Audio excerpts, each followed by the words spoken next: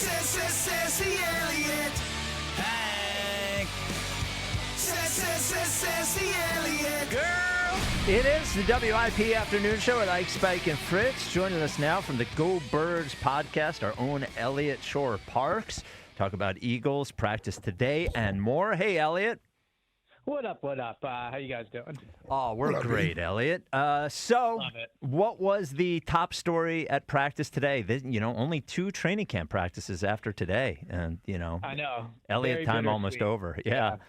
No. I would say the big story for today was definitely Makai Lemon. Makai Lemon did team drills for the first time since day 4. Today was day 15. So, just over 10 practices missed. And this was, kind of expected after he did individuals last week. But today he was right back in there with the starters. First rep, first 11 on 11, first 7 on 7 as well. Makai was out there. So I think it was encouraging to see him out there, encouraging that he was able to do the full team reps. He had 2 passes thrown his way. The first one was on a crossing route over the middle. To me, it looked like the ball was thrown a little too far ahead of him. Makai did stretch his hands and get both hands on it, so you could argue it's a catch you would like to see him make. But it looked to me like Jalen put it a little too far ahead. So I think it was a good example of just some of the timing issues they're going to have to work through after missing so much of practice. And then the other target he got was just kind of a wide receiver bubble screen. So nothing crazy, but he did show a little bit of good burst on it. So talked after practice, said, he probably needs to learn how to I'm paraphrasing, but to take care of his body a little better to prevent these things. So they feel like they have a good plan in place to keep him healthy. Good to see him back out there.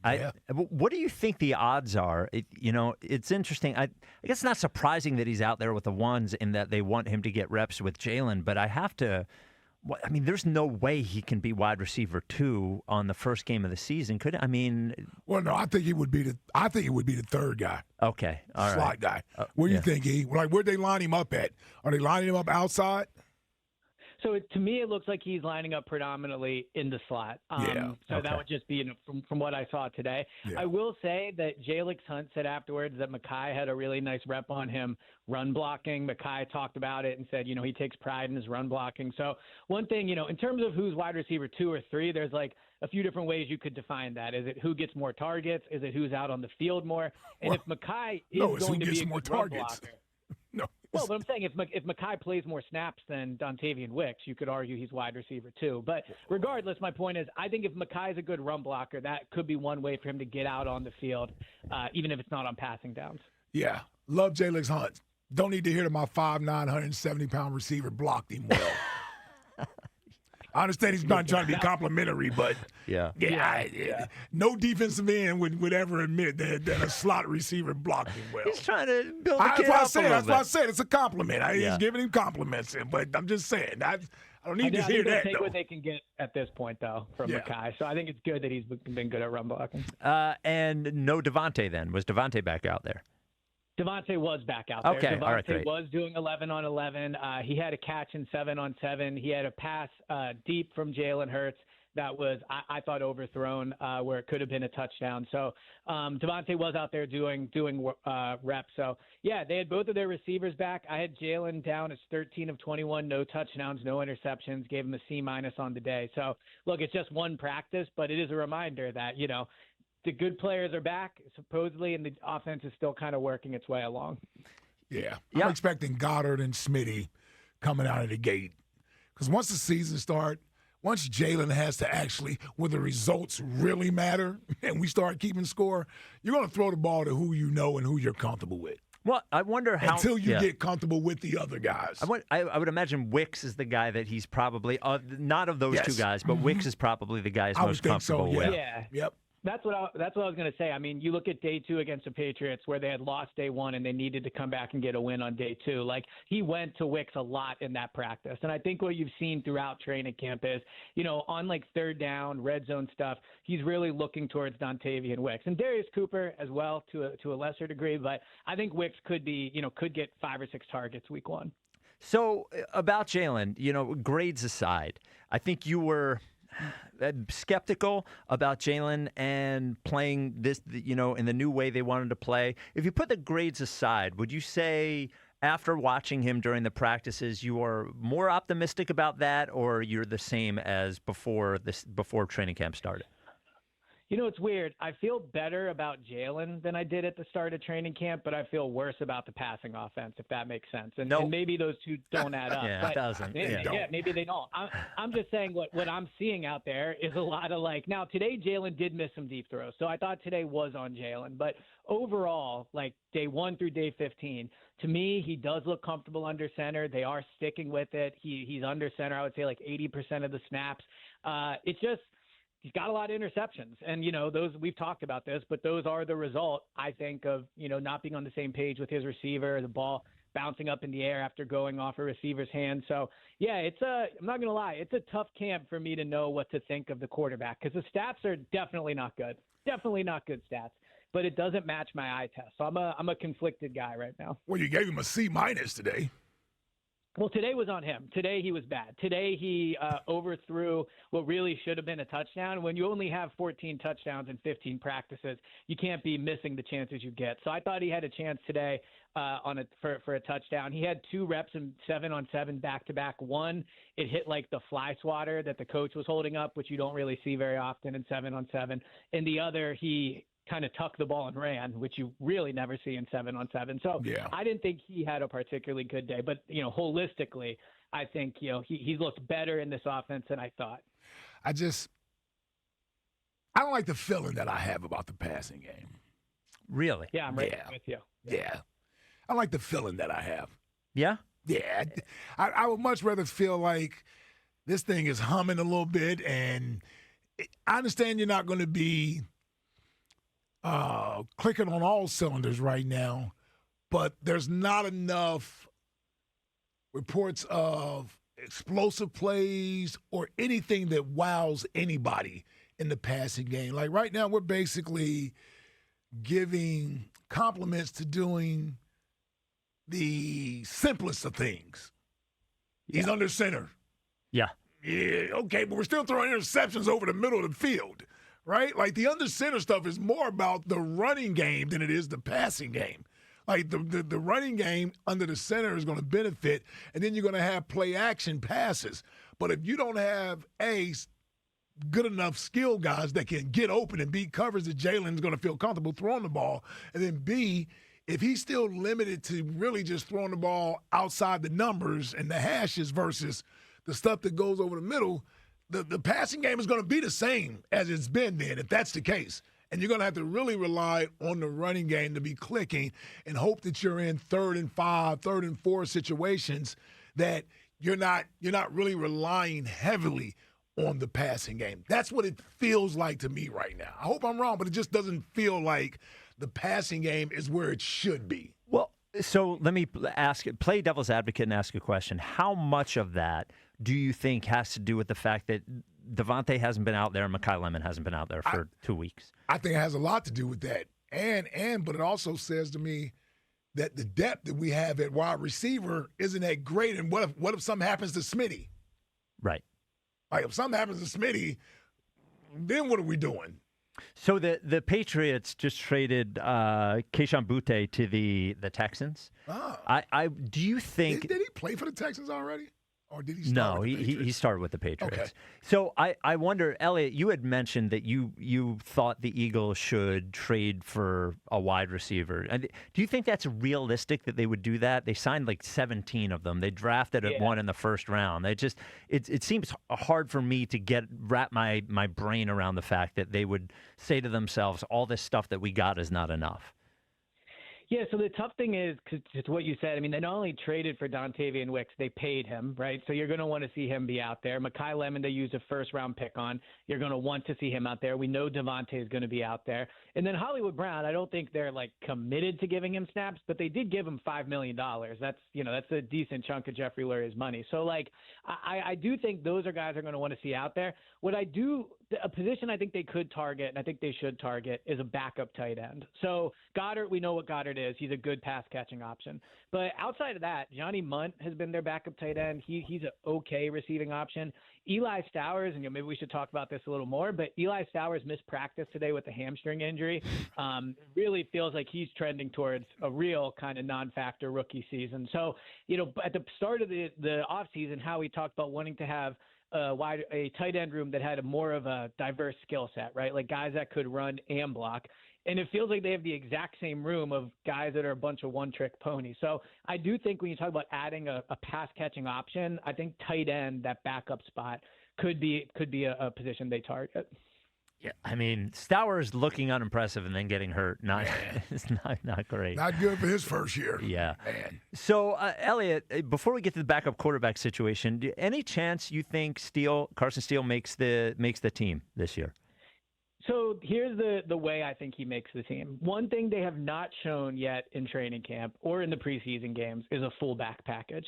They signed Carson Steele, if my memory serves me, like somewhat early in free agency, I think in that first month.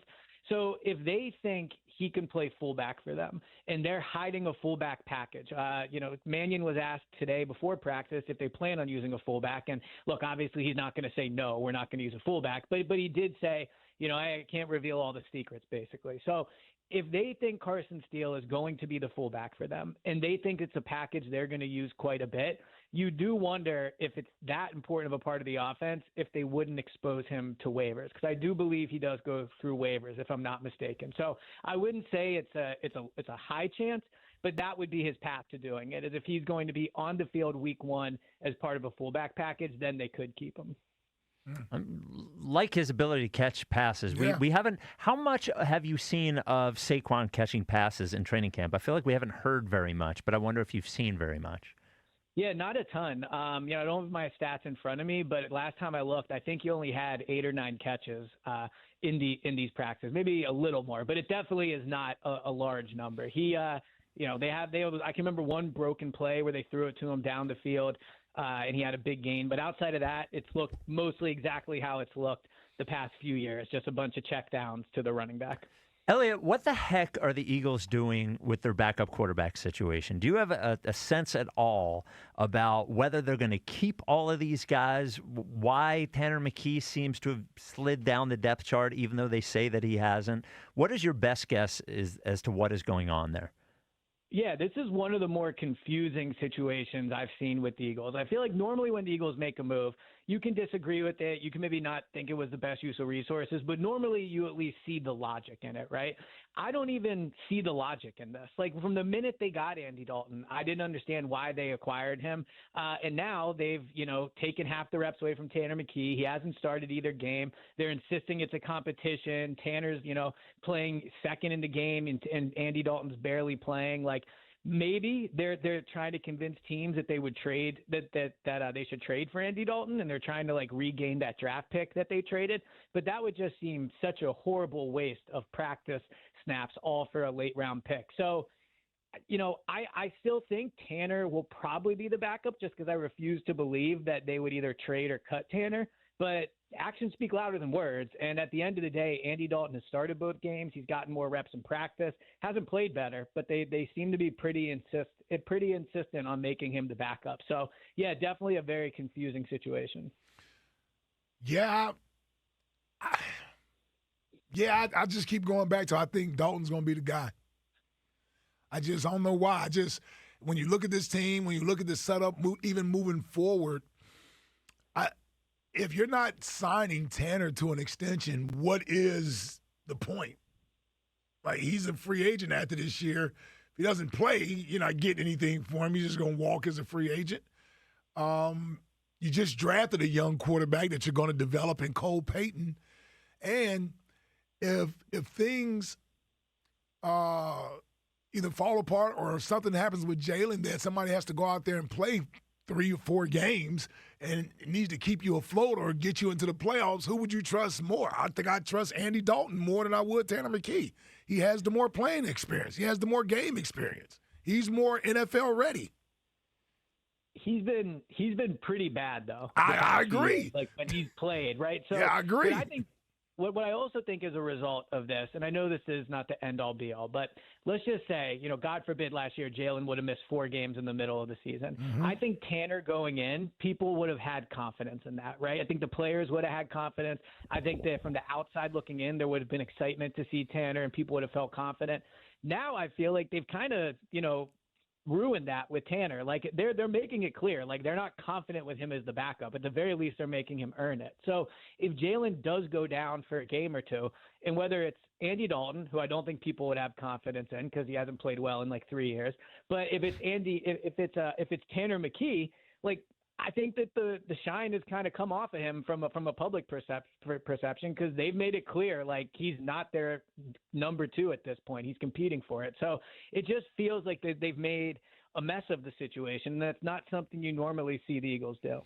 So, Eliot, I wasn't here on Friday. I heard you talk about this on Go Birds Daily, but I guess you talked about it on the air as well. When Eliot was in New England for the training camp practices, he and I care about you and I don't want you to be hurt, but if I could see video of this, Eliot slipped getting into the shower and fell down and hurt his neck and back. And broken my back. Yeah, and the word is that you're still hurting. So where is the progress on your neck and back? So it feels like today is the first step in the right direction. I'm able to turn my head to the side without it really hurting. Where it really hurts is when I look up. That's what's really hurt. So it's kind of like my neck and upper back area. But look, practice doesn't stop. It's a big night tomorrow night at the Link. I'll be in the booth with Jack. So end of the day, I'm not missing practices. So how did you fall again? Yeah, can you give us the play-by-play of it? Yeah, for sure. So it was day 1 of Eagles Patriots. I had my alarm set for 6:30. I woke up at 5 because I was so excited. Got in the shower, put my first foot in, then went to put my second one in, and I just slipped. Like it was the closest I've ever come to, I would say, seriously hurting myself in the shower. And I think what happened is I grabbed the handle, and so like my body probably like stiffened up to brace for the fall. And I think that's where I ended up hurting it. And I remember about an hour later turning and being like, wow, that doesn't feel right. So you stiffened up a little bit, huh? Yeah. Stiffened up in the shower? In the shower. Yeah. Yeah. And you mentioned this morning I went and I did sauna, the hot tub, old people. Steam. That's what I'm saying. Yeah, old people. I mean, I'm old. I've never slipped and fallen. Yeah, in the shower. like I never do either. Even it if I crazy. slip, Eliot, like you may get like a quick slip, but you catch yourself. I've never slipped and completely gone down. I didn't fall, to be clear. Well, how did you? I did. It sounds like you fell. How did you hurt your back and your neck? So it's my upper back. I don't know why Spike is saying it's kind of my lower back, but I would say I was like 70% down, and I caught myself. But my back didn't hit the bottom of the shower. Well, it wasn't a stand-up shower. It was a shower with a tub. No, it was a stand-up shower. Okay. Yeah. So he fell. So I don't really know how I slipped, to be honest. Yeah. You know what you might need, Eliot? You might need to put in your home is, you might be too young for this, but Ike remembers the sort of like the rubber sticker things you put on the bottom of the shower so you don't slip. So you don't slip. So you don't slip. Yes, my mother had those in the shower, agree. man. Yes. I know exactly what you're talking about. Hotel. Yes. Normally those are in a hotel. And you know what I think it was? What? The water took a while to get hot, so I had to let it run for a while. So I think it was just wetter than normal. Well, here's the other thing. It was wetter than normal. I forgot to The ask. shower's always wet. Why are you taking it? Hold on. I forgot to ask. You took a shower in there with your bare feet. Yeah. As opposed to. Yeah, I wear slippers in the shower if I'm in a hotel Well, you room. mean flip-flops, not Yeah, slippers. flip-flops, slippers, whatever they are. Yeah, Really? flip-flops, yeah. You don't let your feet touch the. Nah, I don't know whose feet been in that shower. It's an interesting point by you because at the gym I do wear flip-flops. Yeah, I in the wear shower. flip-flops in the At a shower, hotel, yeah. I don't. Yeah. Okay, hotels hold feel on. different to me. Time out a second here. I agree with you. I don't know whose feet are in the I don't know shower. whose feet's been in that shower. But when you go to a restaurant, you use a fork that's been in somebody else's mouth. Yeah, that's true. But I would imagine they're clean silverware. Right. I would imagine they're clean silverware. Right. You don't think the shower? I don't know. All I know is that I just do not. I just do not put my bare feet in the shower. Jack, do you when you're in a hotel? Well, there's Of course, yeah, yeah. of course he you does. do. You know Yeah. he does. What's it going to go up through my feet? I'll be all right. Yeah. Yeah, I don't. Wow, I never thought about it that way. Because you're right. At the gym, I do wear, like in the gym when I do all my of stuff, course. I do wear What flip-flops. is never that thought called about that you can get? Is it SARS? MRSA. That's what I'm thinking. MRSA. No, MRSA. That's what I'm thinking of. Yeah, infection. Yeah. Yeah, man. Staph infection, man. Come on, Good man. point. I do not drink out of glasses. You don't? No, I'm a strong man. I gotta have a straw. Even a restaurant? Yes. Really? I don't. Yeah. Like a fancy restaurant? Yeah. I don't want to put my mouth on a glass. You know? Wait a minute. So I do that at people's houses. Yeah. I don't drink out of cups at people's houses. Yeah. What, do you bring a straw to somebody's house? I don't like. Actually, I hope they give me a if you're plastic doing cup. I hope they give me a alcohol in red solo can, cup. Oh, hold on, Elliot. Yeah, red solo cup. Elliot, if I invited you to our home for dinner, and we wouldn't because Rebel would bark at you the whole time, but if we did, Right. and you sat down for dinner and there was a glass in front of you and we didn't have a straw, what would you just not drink? No, I would rinse the glass out. Was it water in there? I would rinse the glass out. I don't know. Maybe it's soda. Well, I don't drink soda. But I don't know. Yes, it's water, Elliot. If it's water, no, I would probably not. I would not. Yeah. Yeah. Now you do seem like an especially clean guy, though. So Yeah. maybe, but I would not be into it. Yeah. Okay. Yeah, that's a phobia. All I right. can tell. Yeah. Okay. And have you thought about upping your prices for sweeping people's front things? Yeah. So Elliot said on the show Friday that he used to sweep people's front porches for $0.25. Yeah. Were At you least born up the in price, yeah. Yeah. Were you born in the 40s? Well, here's like the businessman part of me. I ask for a low amount, they say yes. Nobody actually has quarters and nickels. So I used to, they feel bad. I was like 13. Like they would be, they would give me like a few dollars. Okay. You asked for $0.25 though. So I can't remember if it was a quarter or a nickel, but it definitely was. That's even worse. A nickel? And I was saving up to buy the Titanic on VHS, which was $19.99. So it did take. You'd have had to work all year for that. Yeah. How many porches would you have to sweep? Quite a few. There's a whole block. All right. Well, Elliot, final thing, and I want to be firm here. You did fall in the shower. If you fell, if you went 70% down and injured your neck slipping in the shower, then you fell. I think unless you hit the ground, you didn't fall. I was going to say, where's the athlete in you, man? Yeah, well. You didn't stay Well, up. I've never done this before. This is the first time, and I caught myself. So it could have been worse. You never Could have been much worse. almost slipped in the shower your whole life? No, that was the first time. I swear to God. And you went down, okay. At 40 years old. Wow. way down. Yep, pushing 40. Well, it's happening, Elliot. Just slipping in the shower. Exactly. Well, you know, we got to In a get week, you one of still the hurts. we got to get you one of the life alert things to put around your neck in case you fall down and you can't get to your phone.